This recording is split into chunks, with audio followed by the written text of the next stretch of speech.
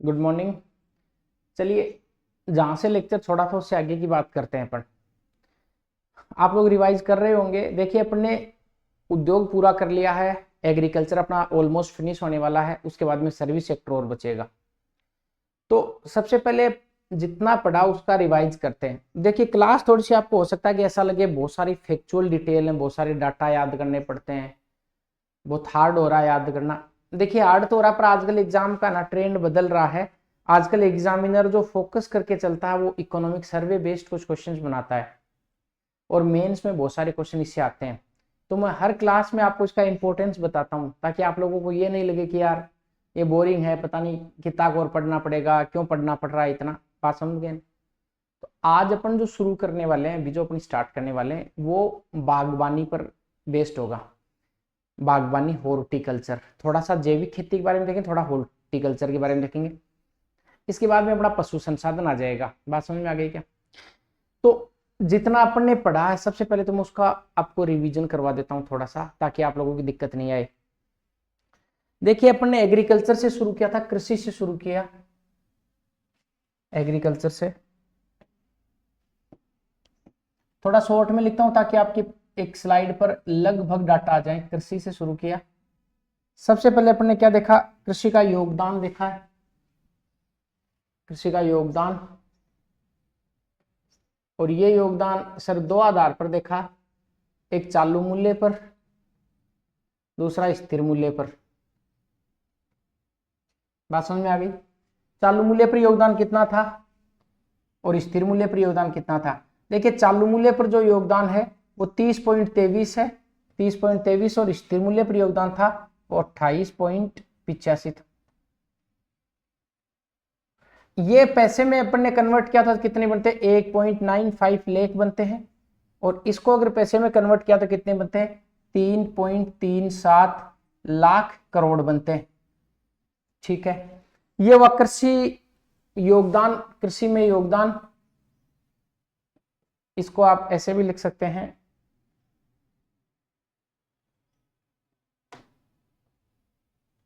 195 लाख करोड़। इसको मैं हिंदी में लिख देता हूं ताकि दिक्कत नहीं है। 195 लाख करोड़, ये है 3.37 लाख करोड़। अब अपन ने एक भाग तो ये किया था। अब देखा था कृषि में किस किस चीजों का योगदान है। तो कृषि में योगदान, कृषि में योगदान,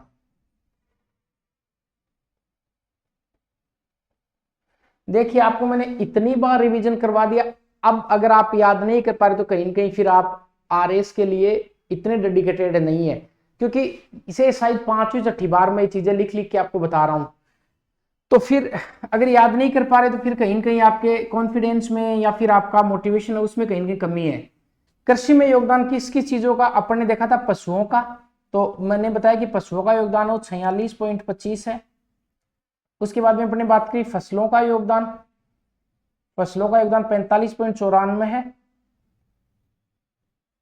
उसके बाद में अपने देखा है बागवानी का या वनों का योगदान है, ये 7.44 है। उसके बाद मैंने मत्स्य का देखा, मछलियों का, मत्स्य का योगदान है 0.37 है। ये बात हुई कृषि में योगदान की, दिखाई दे रहा आप लोगों को? इसके बाद में अपन ने जो अगली बात करी वो बात करी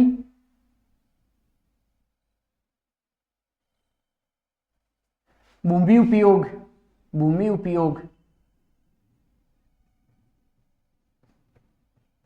कितना लैंड स्टैटिक्स यूज होता है? शुद्ध बोया गया क्षेत्र कितना है? शुद्ध बोया गया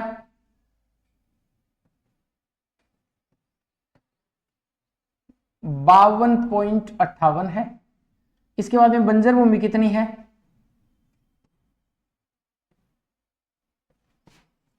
10.84 है। शुद्ध बोया गया बंजर भूमि। इसके बाद है अपना वानिकी, वानिकी, वानिकी का योगदान है 8.08%। इसके बाद में कृषि अयोग्य जो भूमि है, कृषि अयोग्य भूमि,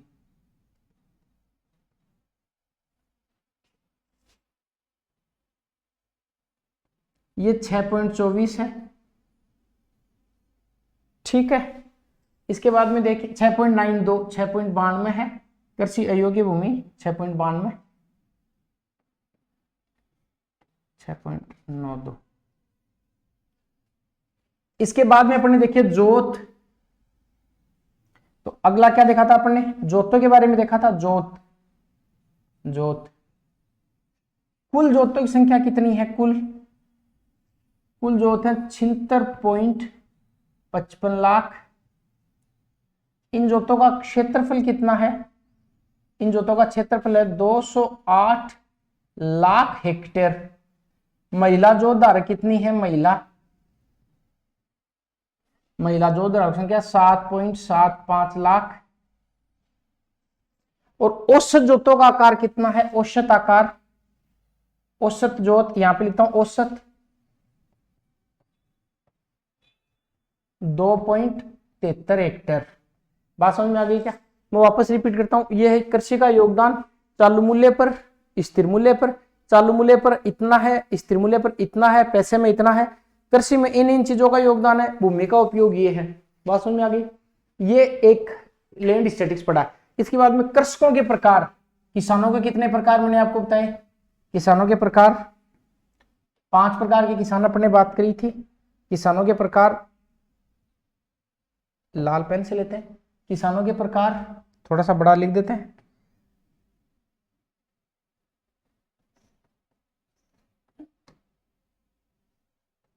किसानों के प्रकार, तो देखिए जो किसान है उनकी 5 कैटेगरी है, 5 श्रेणी के किसान है। ठीक, पहले किसान कौन से हैं? पहले किसान है नंबर 1 सीमांत किसान।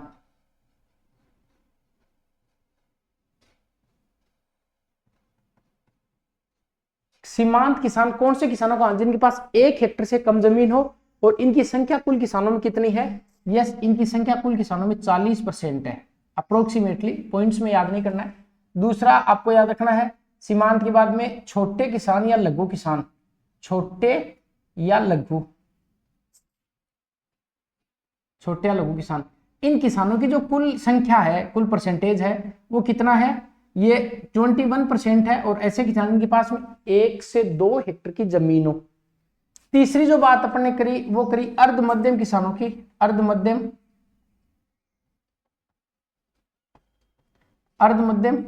और ये जो अर्ध मध्यम किसान है, इन किसानों की जो संख्या है वो है अप्रोक्सीमेटली 18%। और ऐसे किसान जिनके पास में 2 से लगा के 4 हेक्टेयर तक जमीन हो वो अर्ध मध्यम है। उनके बाद में मध्यम किसान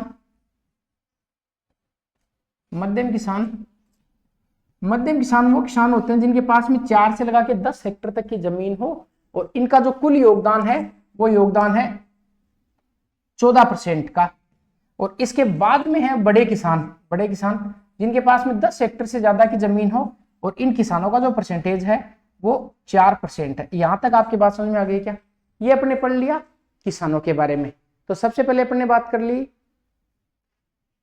योगदान पर, उसके बाद में बात कर ली अपने लैंड स्टैटिक्स भूमि उपयोग पर, उसके बाद में बात कर ली अपने जोतों के बारे में, इसके बाद बात कर ली अपने किसानों के बारे में। यहां तक बात समझ में आ गई।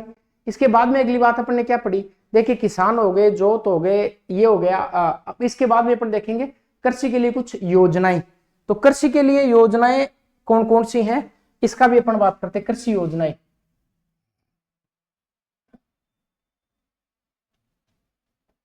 कृषि स्कीम या कृषि योजनाएं,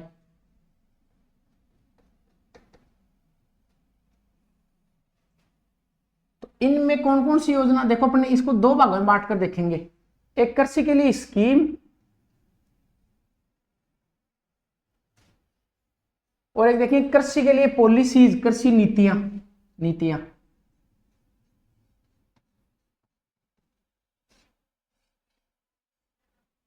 पहले साथ में बजट भी शामिल कर लेंगे ताकि आप लोगों को दिक्कत नहीं आए। सबसे पहले देखेंगे कृषि की स्कीम्स कौन कौन सी हैं। तो देखिए कृषि में जो स्कीम्स हैं उनमें पहली जो फर्स्ट स्कीम है, इसको याद रखेंगे आप, बीज स्वावलंबन योजना, बीज स्वावलंबन योजना, पहली तो ये है।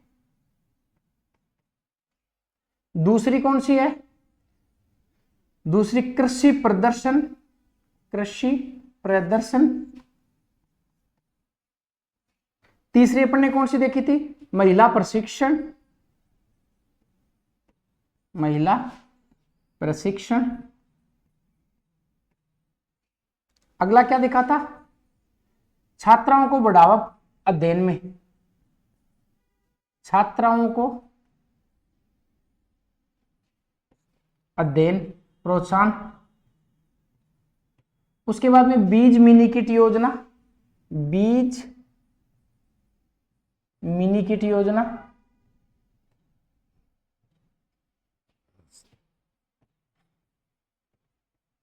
उसके बाद में देखा छठे नंबर पर zero budget natural farming, zero budget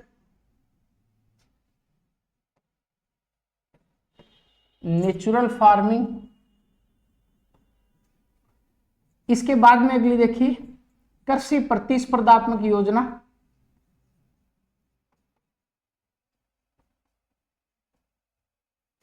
कृषि प्रतिस्पर्धात्मक योजना। इसके बाद में अगली अपन ने देखी है सीमांत व लघु किसान, सीमांत व लघु किसान पेंशन।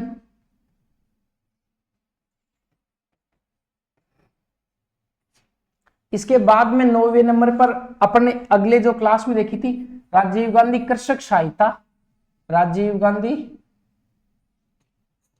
राजीव गांधी कृषक सहायता। ठीक है, इस राजीव गांधी कृषक सहायता में क्या 2 लाख रुपए तक का दिया जाएगा इसमें किसानों को, 2009 में शुरू की गई थी। इसके बाद में 10वीं योजना किसान कलेवा योजना, किसान कलेवा योजना। इसके बाद में 11वें नंबर पर हमने देखी है सावित्रीबाई फुले योजना, सावित्रीबाई फुले योजना। उसके बाद में महात्मा ज्योतिबा फुले योजना, महात्मा ज्योतिबा फुले योजना। इसके बाद आप सोच रहे होंगे कि ये तो पूरा बोर्ड भर गया। हाँ, इतनी सारी योजना याद रखनी है। इसके बाद में कृषि के लिए नीतियां, कृषि के लिए 3 नीतियों की अपन ने चर्चा करी थी। पहली नीति आई 2013 में जिसका नाम एग्रीकल्चर पॉलिसी था। टारगेट क्या रखा गया? 4% की ग्रोथ रेट और 10 साल में खाद्यान्न उत्पादन को दुगुना कर देना। इसके बाद में दूसरी जो योजना है वह agriculture process and agri marketing policy, याद रखना। इसमें कब आई है? ये 5 नवंबर 2015 को आई। और टारगेट क्या रखा गया इसमें? इसमें टारगेट रखा गया कि 25 लाख तक का अगर कोई किसान इन्वेस्ट करता है 30% की सब्सिडी। और एक अंतिम योजना जो थोड़ी सी बड़ी है एग्रीकल्चर प्रोसेस, एग्री बिजनेस और एग्री एक्सपोर्ट पॉलिसी। ये 3 नीतियां अपन ने चर्चा कर ली। इसके बाद जो आज अपनी क्लास डिस्कस होगी वो अपन बागवानी पर फोकस करेंगे। 13 मिनट हुई है, 13 मिनट में जितना एग्रीकल्चर पढ़ा उसका सारा रिवीजन कर लिया है। अब आप अगर मान लेते हैं कि क्लास एक बार देख ली, नोट्स बना लिए, फिर किसी को लगता है कि एक बार और सुनना, तो पूरी क्लास सुनने की जरूरत नहीं है। फिर आप ऐसा कर सकते हैं कि शुरुआत में हर क्लास में मैं रिवीजन कराता हूं पहले 10 मिनट में, जितना पूरा पढ़ा है उस पूरे का। जैसे टॉपिक कृषि शुरू किया था उसका पूरे का रिवीजन। इस पूरे के रिवीजन में आपको ये मदद मिल जाएगी, आपको एक सीक्वेंस में, एक चार्ट में कुछ चीज समझ में आ जाएंगी। फिर एक बड़ा सा एक व्हाइट पेज ले लीजिए, उसमें सारी योजना कृषि एक पेज पर पूरी आ जानी चाहिए आपके। कहीं चिपका लीजिए, बार बार देखते रहिए, चीजें याद हो जाएंगी। ऐसा ही अपन ऐसा भी कर सकते हैं कि जैसे कृषि पूरा होगा उसके बाद उद्योग का वापस आधे घंटे में आपको मैं पूरा रिवीजन करवा दूं ताकि चीजें और आपके क्लियर हो जाए। आज जो अपन पढ़ने वाले हैं बागबानी पढ़ने वाले हैं, बागबानी। तो आप क्या हेडिंग लगाएंगे? नहीं, बागबानी, बागबानी।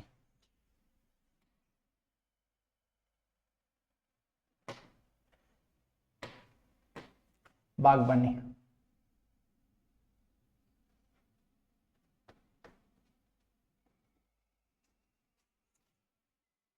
हेडिंग क्या लगाएंगे? बागबानी। इंग्लिश में लिखेंगे हॉर्टिकल्चर।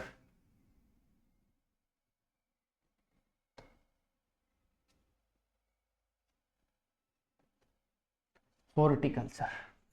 ठीक, सबसे पहले तो आपने देखा ही होगा आपके गांव में, या और बहुत देसी भाषा में अपन बात करते हैं, आपने अपने गांव में वैसे देखा होगा कि आजकल एक कृषि में नया ट्रेंड आ रहा है। किसान क्या कर रहे हैं, फसलों के साथ साथ में, पशुओं के साथ साथ में कुछ अमरूद के, अनार के, मौसमी के पौधे लगा रहे हैं और एक ऐसे बगीचा तैयार कर रहे हैं ताकि उनकी एक स्थायी इनकम का स्रोत जनरेट हो सके। तो किसान ज्यादा से ज्यादा प्रमोट कर रहे हैं किसको, हॉर्टिकल्चर को, क्या करके, प्लांटेशन कर रहे हैं किसका, जो फ्रूट्स के लिए जो प्लांट होते हैं उनका ज्यादा से ज्यादा प्लांटेशन करते हैं, so that they can generate a permanent income स्रोत इन फ्यूचर। वो भविष्य में इनकम का एक परमानेंट स्रोत जनरेट करना चाहते हैं। इसलिए बागबानी एक नया कॉन्सेप्ट है अपने लिए।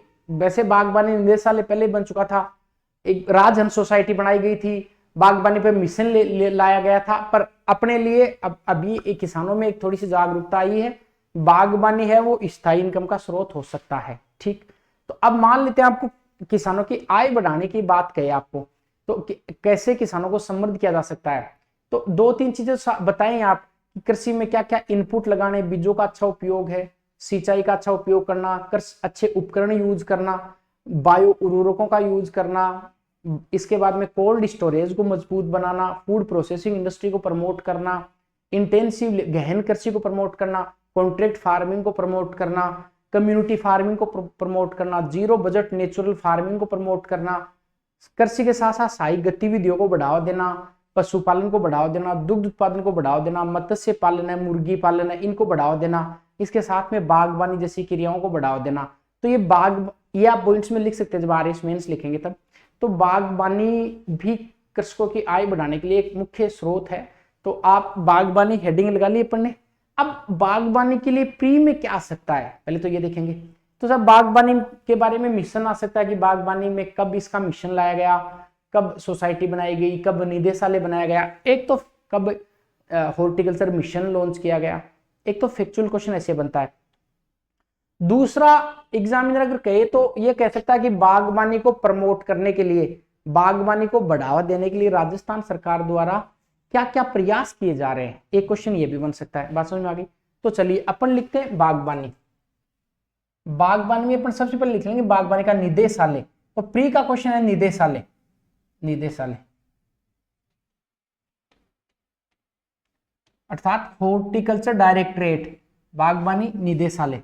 निदेशालय बागबानी कब बनाया गया था, 1989-90 में। याद रखें सर, इसको क्वेश्चन मैच करवाने वाला दे सकता है कि बागबानी निदेशालय का गठन कब किया गया था, 1989-90 में किया गया था। ऐसे याद कर ले, 89 में न्यारा है और निदेशालय में भी न्यारा है, तो ऐसे कुछ जोड़ तोड़ करके आप याद कर सकते हो। तो बागबानी निदेशालय कब बनाया गया, 1989-90 में। एक बात तो ये। दूसरी बात है राजहंस। आप हेडिंग लगाए राजहंस। ये देखिए प्री में 15 वर्ड में लिखने के लिए भी आ सकता है राजहंस क्या है, और राजहंस प्री में भी आ सकता है और मेंस में भी आ सकता है। तो लिखेंगे राजहंस, राजहंस, राजहंस।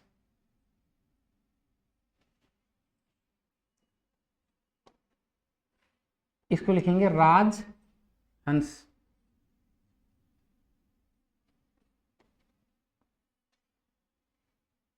अब नाम से क्या लग रहा है, Rajasthan horticulture and nursery society.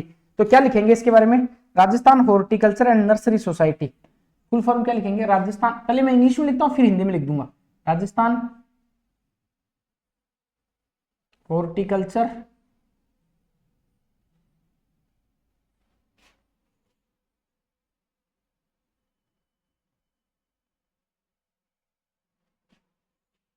And nursery society.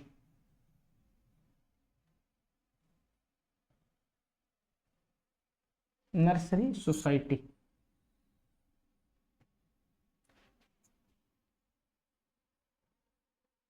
Rajasthan horticulture and nursery society. Hindi में क्या लिखेंगे, राजस्थान हॉर्टिकल्चर, ऐसे लिख सकते हैं, राजस्थान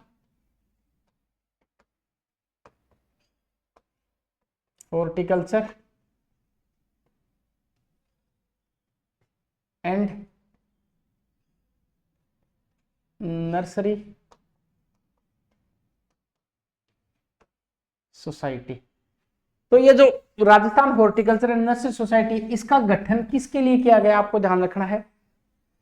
इस राजहंस का गठन किया गया था राजस्थान में हॉर्टिकल्चर और नर्सरीज को बढ़ावा देने के लिए राजहंस सोसाइटी का गठन किया गया था। बात समझ में आ गई। चलिए तो एक बार के लिए इसका मैं डेट को कंफ्यूज कर रहा हूं कि राजहंस का गठन कब किया गया था, राजस्थान हॉर्टिकल्चर नर्सरी सोसाइटी।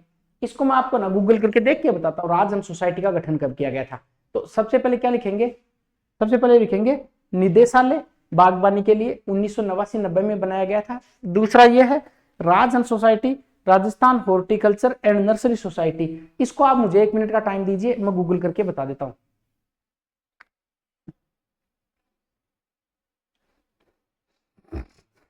राजहंस सोसाइटी, आप तब तक इसको उतारिए राजहंस सोसाइटी को।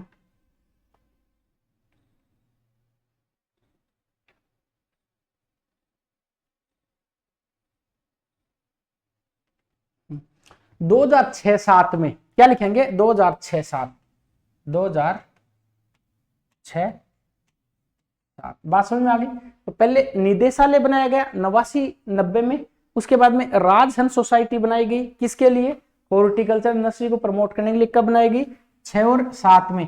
अब ऐसे याद कि 7 लास्ट में आ रहा है, तो राजहंस जो होता है वो साथ में रहता है, हंस और हंसनी का जोड़ा, तो 6-7 साथ रहते हैं, 6-7 याद रहेगा। तो क्या बना, बागवानी निदेशालय कब बना, 89-90 में। उसके बाद में राजहंस सोसाइटी का गठन किया गया था। उसके बाद में क्या आएगा, उसके बाद में बागवानी का मिशन आएगा, वेरी इंपॉर्टेंट है। तो अगला लिखिए बागवानी मिशन, बागवानी मिशन। तो बागवानी मिशन, बागवानी मिशन। दो चीजें याद रखनी है बागवानी मिशन पर। बागवानी का मिशन 2005-6 में शुरू किया गया था और वर्तमान में इसमें 24 जिले शामिल है, 24 जिले। बात समझ में आ गई। 3 चीजें अभी तक अपन ने यहाँ पे पढ़ी है। सबसे पहले बागवानी होता क्या है, तो आप अगर एग्जाम में ऐसे आता तो थोड़ा सा एग्जामिनर को बताएंगे बागवानी के बारे में कि बागवानी होता क्या है। उसके बाद में दूसरी बात आप याद रखेंगे कि राजस्थान में बागवानी के लिए निदेशालय डायरेक्टरेट कब बनाया गया था, उसके बाद में राजहंस सोसाइटी कब बनाई गई, और इसके बाद में बागवानी का मिशन कब आया, DRM। ठीक है, सबसे पहले डायरेक्टरेट, उसके बाद में राजहंस सोसाइटी और उसके बाद में मिशन। तो आपको पता है कि निदेशालय कब बनाया गया बागवानी के लिए, 1989-90 में बनाया गया। उसके बाद में राजहंस सोसाइटी कब बनाई गई, राजहंस 2006 और 7 में बनाई गई थी।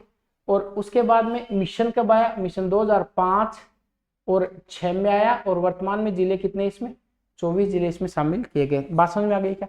ये अपना बागवानी के बारे में एक बेसिक आइडिया हो गया।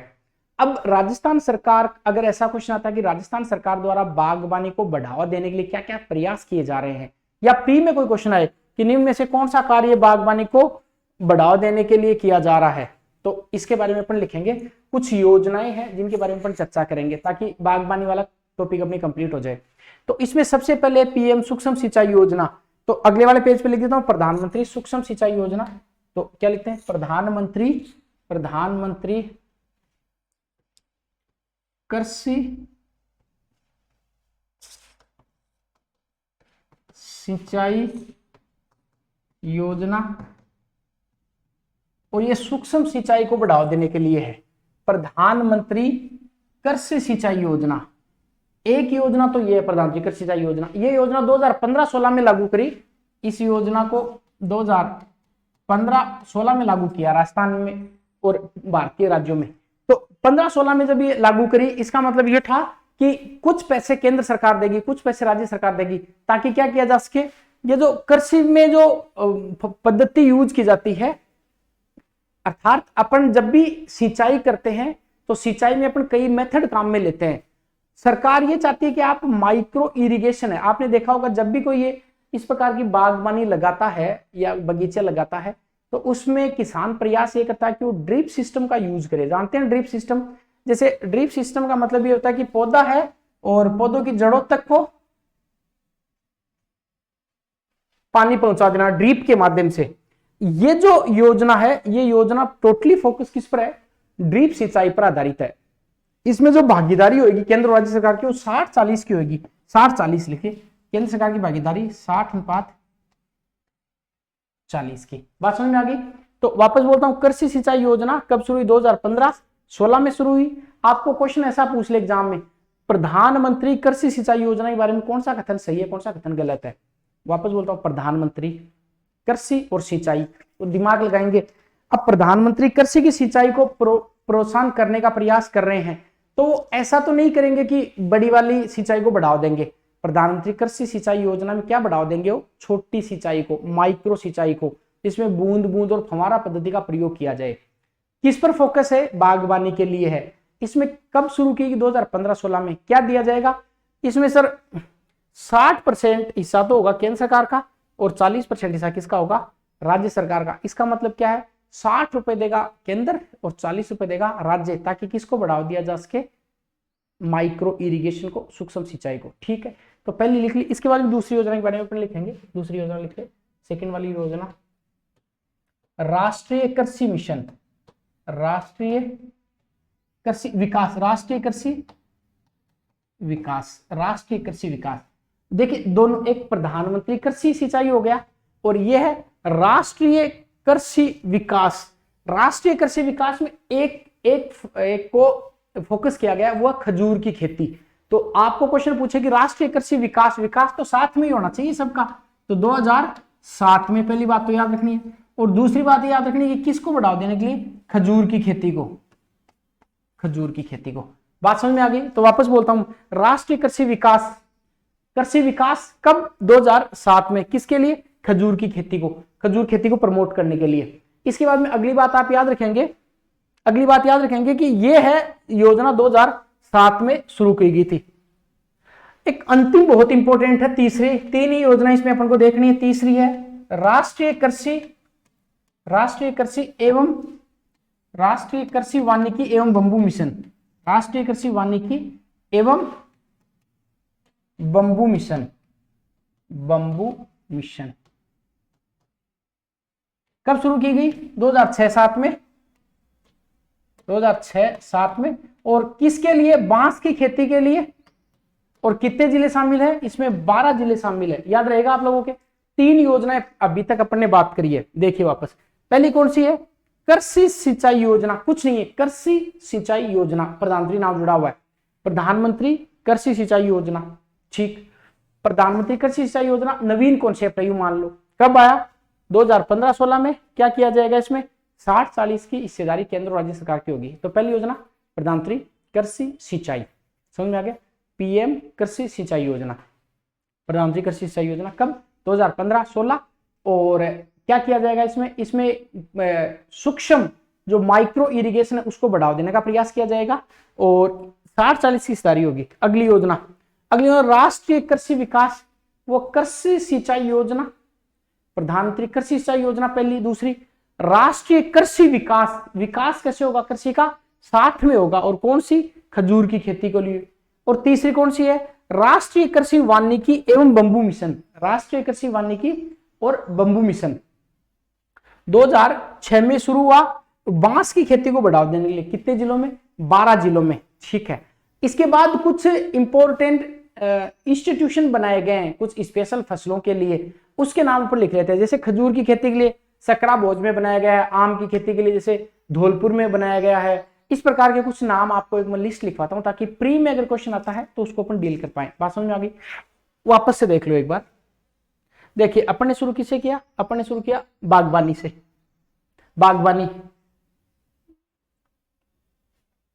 बागवानी हॉर्टिकल्चर। पहली बात तो क्या दिमाग में रखना? सबसे पहले याद रखना कि हॉर्टिकल्चर मिशन कब आया। तो हॉर्टिकल्चर निदेशालय कब बनाया गया? तो हॉर्टिकल्चर निदेशालय 89-90 में बनाया गया था। पहली बात तो। दूसरी, 3 सोसाइटी याद रखनी है।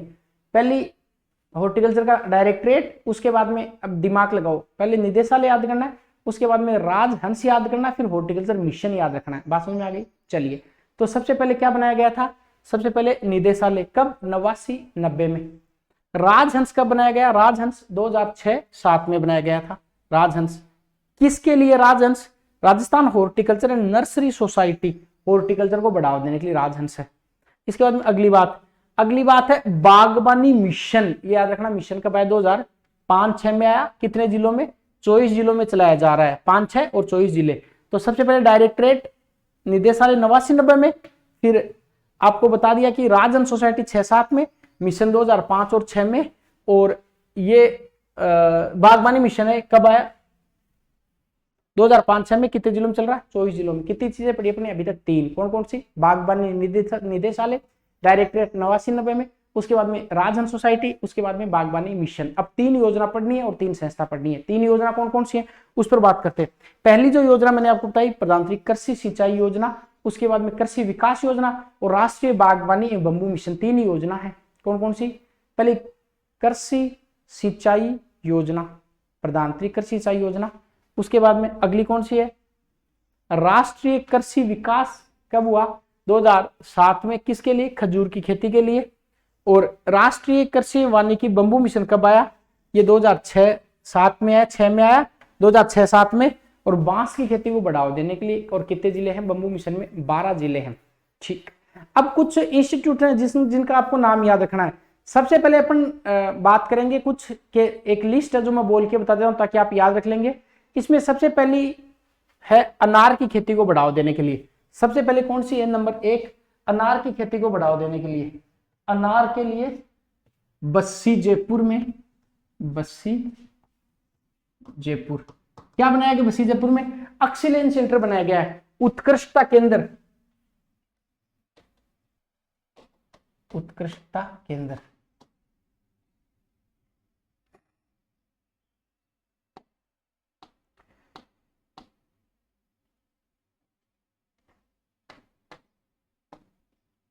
उत्कृष्टता केंद्र पहले अनार के लिए। दूसरा लिखिए सीताफल, सीताफल, सीताफल, सीताफल के लिए है चित्तौड़गढ़ में।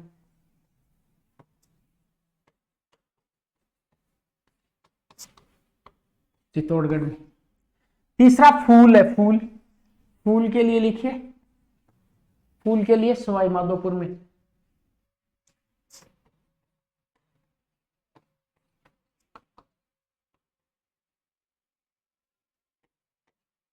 फिर खजूर के लिए लिखिए, खजूर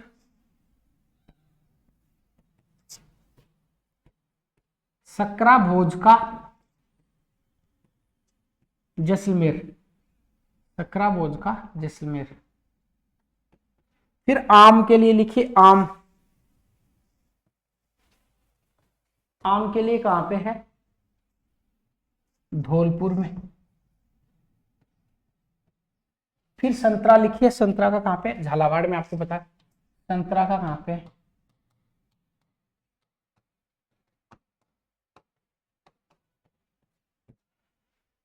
ये उत्कृष्टता केंद्र है। बात समझ में आ गई। तो देखिए अपन ने शुरुआत कहां से की थी, बागवानी से शुरुआत की।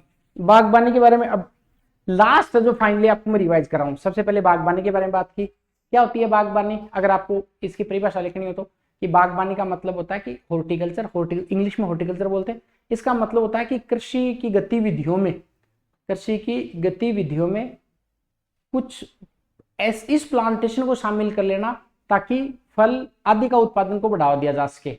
ठीक, अर्थात जो फ्रूट की क्रॉप है, फ्रूट के प्लांटेशन है, उनको बढ़ावा देना बागवानी इसका एक पक्ष है। इसके बाद में अगली बात, बागवानी के लिए प्रयास क्या क्या है, तो आप कहना सर 3 तो योजनाएं हैं और 3 ही इसके संस्थागत प्रयास है। पहला संस्थागत प्रयास कौन सा किया गया, बागवानी का क्या बनाया गया, बागवानी का निदेशालय बनाया गया। कब बनाया गया, 89-90 में। इसके बाद में एक संस्था बनाई Rajhans, Rajasthan horticulture and nursery society. कब बनाया सर, 2006-2007 में बनाया गया। उसके बाद में बागवानी के लिए मिशन कब आया सर, मिशन 2005 और 6 में आया। और बागवानी मिशन वर्तमान में 24 जिलों में चलाया जा रहा है। ये तो हो गए 3 संस्थागत प्रयास। इसके बाद में 3 योजनाएं याद रखनी है। उसमें सबसे पहली योजना है प्रधानमंत्री कृषि सिंचाई योजना, प्रधानमंत्री कृषि सिंचाई योजना। प्रधानमंत्री कृषि सिंचाई योजना का टारगेट क्या है, ये 2015-16 में योजना शुरू की गई थी। टारगेट क्या है, सूक्ष्म कृषि को बढ़ावा देना, सूक्ष्म माइक्रो इरिगेशन को बढ़ावा देना। और इसमें 60 और 40 की हिस्सेदारी है केंद्र और राज्य की। उसके बाद में जो अगली योजना है, इसके ये देखा था राष्ट्रीय कृषि विकास योजना, राष्ट्रीय कृषि विकास योजना। ये 2007 में योजना लाई गई थी, राष्ट्रीय कृषि विकास योजना। और इसका मेन ऑब्जेक्टिव क्या है? इसका मेन ऑब्जेक्टिव क्या है? कृषि का डेवलपमेंट करना, कृषि का विकास करना। ठीक है, कृषि का विकास करना। और इसके बाद में एक अंतिम है, वो है राष्ट्रीय कृषि वानिकी एवं बंबू मिशन। राष्ट्रीय कृषि वानिकी एवं बंबू मिशन ये किसके लिए लॉन्च किया गया था? राष्ट्रीय कृषि बंबू मिशन ये बांस की खेती को बढ़ावा देने के लिए, और ये 2006 में लॉन्च किया गया और 12 जिले इसमें शामिल हैं। और राष्ट्रीय कृषि विकास 2007 में किसकी खेती को बढ़ावा देने के लिए? खजूर की खेती को बढ़ावा देने के लिए। तो देखिए अपन ने कृषि कर लिया है, कृषि की योजनाएं कर ली है, उसके बाद में अपन ने बागवानी के बारे में कर लिया। अब आप चाहें तो अपन थोड़ा सा जैविक खेती के बारे में भी देख सकते हैं, थोड़ा सा जैविक खेती के बारे में, कि ज्यादा तो नहीं है पर हाँ कुछ चीजें अगर आपको एग्जाम के लिए पूछे तो आप इसको अपन इसको जो डाउन कर लेते हैं। तो थोड़ा सा जैविक खेती के बारे में भी लिख लीजिए, क्योंकि आरएस मेंस जो है, देखिए अभी ज्यादा देर की हुई नहीं क्लास, तो आरएस मेंस में है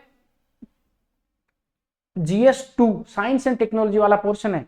उसके सिलेबस में क्या लिखा हुआ है? उसके सिलेबस में लिखा हुआ है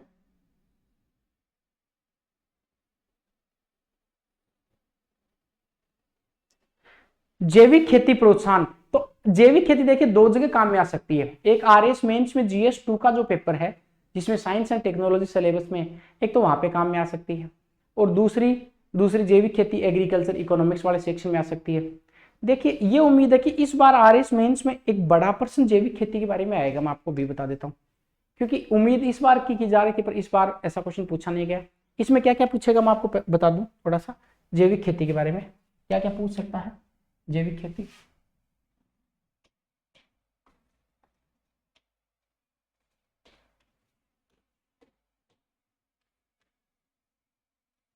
देखिए जैविक खेती के लिए सबसे पहले ऐसा पूछ सकता है कि जैविक खेती होती क्या है, क्या होती है। दूसरा, जैविक खेती के लाभ क्या है। तीसरा, सरकार के प्रयास क्या है।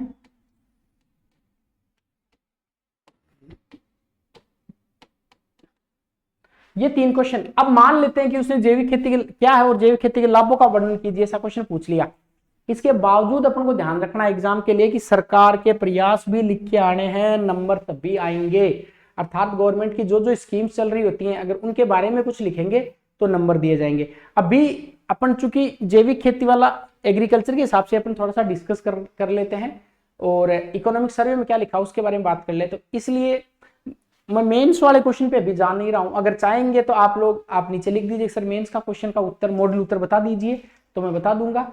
जैविक खेती वाला, या फिर अपन साइंस एंड टेक्नोलॉजी वाला जो पोर्शन देखेंगे टेक्नोलॉजी वाला, उसमें जैविक खेती की विस्तार से अपन चर्चा कर लेंगे। बात समझ में आ गई? चलिए तो देखिए, अगर बहुत बेसिक आपको मैं बताऊं जैविक खेती के बारे में, तो आप इसको ऐसे कर सकते हैं। क्या है जैविक खेती? तो क्या की परिभाषा आपको 15 वर्ड्स में लिखनी है लगभग, क्या है। और मान लेते हैं कि 15 वर्ड में ही पूछा जैविक खेती के बारे में, जैविक खेती क्या है। इसके बावजूद अपन को क्या करना है, इसके बावजूद कैसे भी करके सरकार की एक दो योजना या फिर कोई अनुसंधान केंद्र आपको लिख देना है जैविक खेती क्या है। तो इसमें अपन लिखेंगे रासायनिक खादों का न्यूनतम प्रयोग करते हुए, रासायनिक खादों का, लिख लीजिए इसको, खादों का न्यूनतम प्रयोग करते हुए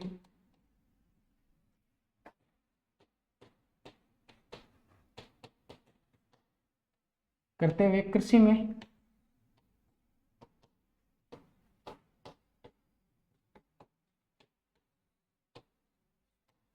जैविक खाद बीजों का उपयोग, जैविक खाद का उपयोग के उपयोग से की जाने वाली कृषि, अर्थात रासायनिक खादों का न्यूनतम प्रयोग करते हुए जो एग्रीकल्चर की जाती है, कृषि की जाती है, जैविक खेती कहते हैं। अब अगला है कि जैविक खेती के लाभों के बारे में बताइए। मान लो ऐसा क्वेश्चन आ गया, लाभ बताइए जैविक खेती के, क्या क्या लाभ है। तो लाभों में अपन को याद रखना जैविक खेती के, पहला अपन लाभ ऐसा लिख सकते हैं नंबर 1 लगा के, पहला ऐसे लिखेंगे कृषक की दृष्टि से, दूसरा लिखेंगे उपभोक्ता की दृष्टि से, तीसरा लिखेंगे व्यापार की दृष्टि से,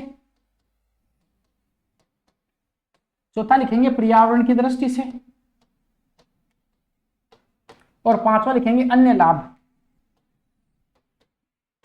अन्य लाभ दिखाई दे रहा है। इस प्रकार से कैटेगराइज करना। देखिए जब भी क्वेश्चन आए अपन को उसको बहुत बेसिक पर जाके तोड़ लेना है। क्या क्या, सबसे पहले अपन लिखेंगे कृषि में रासायनिक खादों का न्यूनतम प्रयोग करते हुए जैविक तरीके से कृषि करना जैविक कृषि कहलाता है। और जैविक कृषि के अगर लाभों की बात करें तो क्या क्या लाभ हो सकते हैं जैविक कृषि के। पहला, कृषक की दृष्टि से क्या लाभ हो सकता है, तो पहली बात तो यह कि कृषक की आय में इजाफा होएगा। दूसरा, जो रासायनिक खादों का प्रयोग वो करता है, अनावश्यक एक आर्थिक बोझ पड़ता है, वो किसान पर कम हो जाएगा। तीसरा, किसान को स्वास्थ्य बेनिफिट भी मिलेगा, जो अन्य लाभ में भी लिख सकते हो। और चौथा, सिंचाई की जो अंतराल है, ये इसमें लिख सकते हैं कृषि की दृष्टि से लाभ। तो कृषक और कृषि की दृष्टि से सिंचाई में थोड़ा लाभ हो सकता है, सिंचाई अंतराल को थोड़ा बढ़ाया जा सकता है। उसके अलावा जो रासायनिक उर्वरकों की बजाय जो जैविक खाद होती है वो अच्छी तरह से डिजोल्व घुलनशील होती है, तो ज्यादा उसका लंबे समय तक लाभ होता है। उसके अलावा वाष्पोत्सर्जन जैसी क्रियाएं उनको कम किया जा सकता है ताकि खेती कम सूखे। इसके अलावा उपभोक्ताओं को मतलब उच्च गुणवत्ता युक्त सामान मिलेगा। इसके अलावा व्यापार, अंतरराष्ट्रीय व्यापार में जैविक जो उत्पाद उनकी ज्यादा मांग है, इसलिए वहां पे लाभ हो जाएगा। इसके अलावा पर्यावरण की दृष्टि से मैंने आपको बता दिया, पर्यावरण प्रदूषण जिसमें जल प्रदूषण है, वायु प्रदूषण है, भूमि प्रदूषण है, तीनों से बचाव किया जा सकता है। इसके अलावा अपन लिख सकते हैं अन्य लाभों में, जो मैंने आपको स्वास्थ्य लाभ वगैरह बता दिया। इस प्रकार इस उत्तर को लिखना है। बात समझ में आ गई। अब अगला जो इसका पक्ष है कि सरकार द्वारा जैविक खेती को बढ़ावा देने के लिए क्या क्या किया जा रहा है, तो देखिए जैविक अनुसंधान केंद्र खोला गया है, जैविक मंडी बनाई गई है, जैविक जिला घोषित किया गया है। इसके अलावा सरकार ने जैविक खेती करने के लिए 8,000 रुपए प्रति हेक्टेयर के हिसाब से किसानों को कुछ रियायतें दी जा रही हैं। इतना सारा लिख के इस उत्तर को कंक्लूड करना है। तो आप लोग इसको लिखिए और फिर भेजिए इसका अपने धुरीना का जो टेलीग्राम का ऐप है, ताकि उसको चेक कर देंगे और उसमें जो भी कमी है उसको सुधार देंगे। अगली बात इसी में करते हैं कि सरकार द्वारा जैविक खेती के लिए क्या क्या किया जा रहा है। तो जैविक खेती के लिए क्या किए जा रहे हैं, सबसे पहले आपको मैंने हेडिंग लिखवाई जैविक खेती।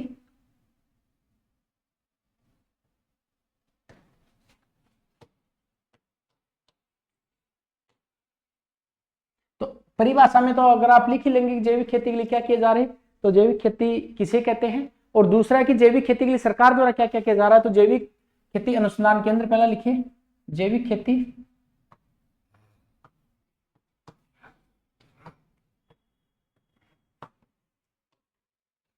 अनुसंधान केंद्र।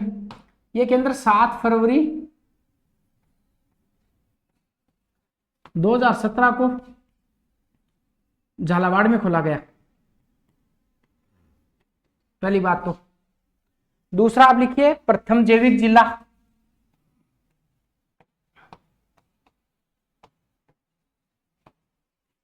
जैविक जिला, इस पे लिखिए डूंगरपुर। अगला लिखना चाहो तो लिख लीजिए प्रथम जैविक राज्य,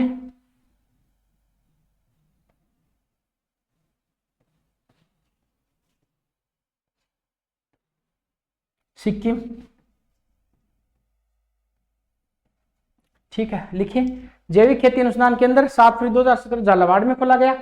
इसके बाद में आपको याद रखना है कि प्रथम जैविक जिला डूंगरपुर को घोषित किया गया। यहीं पे एक जैविक मंडी, प्रथम जैविक मंडी, ये भी डूंगरपुर में। और अगर जैविक गांव याद रखना चाहो तो दादिया गांव जयपुर, जैविक गांव दादिया गांव जयपुर। ये कुछ बेसिक बातें जो एग्जाम के लिए काम की हो सकती है। सबसे पहले जैविक खेती अनुसंधान केंद्र 7 फरवरी 2017 वहां पे खोला गया झालावाड़ में।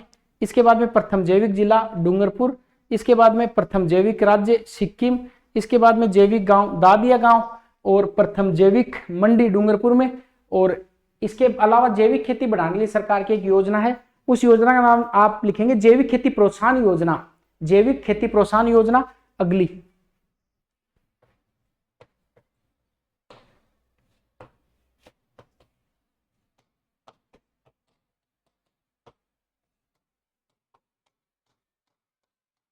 इस जैविक खेती प्रोत्साहन योजना में किसान को 8,000 रुपए तक दिए जाएंगे। जैविक खेती प्रोत्साहन योजना में किसान को 8,000 रुपए प्रति हेक्टर 8,000 रुपये प्रति हेक्टेयर दिए जाएंगे जैविक खेती को बढ़ाने के लिए।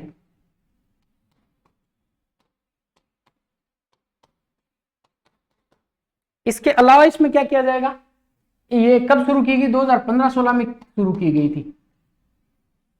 तो जैविक खेती प्रोत्साहन योजना 8,000 रुपये प्रति हेक्टेयर जैविक खेती को बढ़ावा देने के लिए, और 2015-16 में ये शुरू किया गया था। देखिए अपन ने जैविक खेती के बारे में थोड़ी सी बात कर ली, और शुरुआत अपन ने हॉर्टिकल्चर से करी। हॉर्टिकल्चर में 3 इंस्टीट्यूशन पढ़े, कौन कौन से, हॉर्टिकल्चर का निदेशालय पहली बात तो कब बनाया गया था, अब याद कीजिए आप, 1989-90 में बनाया गया था, पहली बात। दूसरी बात, हॉर्टिकल्चर के लिए मिशन कब आया, मिशन बताओ। यस, 2005 और 6 में आया, और कितने जिलों में, 24 जिलों में चल रहा है। इसके बाद में राजहंस क्या है, 15 शब्द में आए तो लिखिए, Rajasthan horticulture and nursery society, ये राजहंस है। राजहंस कब, 2006 और 7 में। 3 बातें हो गई पूरी। अब आपको याद रखना कि हॉर्टिकल्चर बागबानी के लिए सरकार की कितनी योजनाएं, आपका सर हॉर्टिकल्चर के लिए सरकार की 3 योजनाएं हैं। पहली योजना कौन सी है, पहली योजना है कृषि सिंचाई योजना, प्रधानमंत्री कृषि सिंचाई योजना। क्या किया जाएगा, कहना सर प्रधानमंत्री कृषि सिंचाई योजना है, ये सूक्ष्म कृषि को बढ़ावा देने के लिए है, माइक्रो इरिगेशन। देखिए कृषि सूक्ष्म तरीके से, मतलब बूंद बूंद सिंचाई पद्धति, फव्वारा सिंचाई पद्धति, इनका यूज करना। प्रधानमंत्री कृषि सिंचाई योजना कब आई, ये सर 2015-16 में। किसकी योजना है ये केंद्र सरकार की योजना है।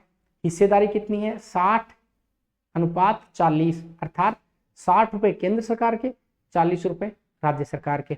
इसके बाद में अगली योजना राष्ट्रीय कृषि विकास योजना, बहुत इंपॉर्टेंट है। राष्ट्रीय कृषि विकास योजना कब आई, सर 2007 में। किसके लिए, ये स्पेशली सर खजूर की खेती को बढ़ावा देने के लिए राष्ट्रीय कृषि विकास योजना आई।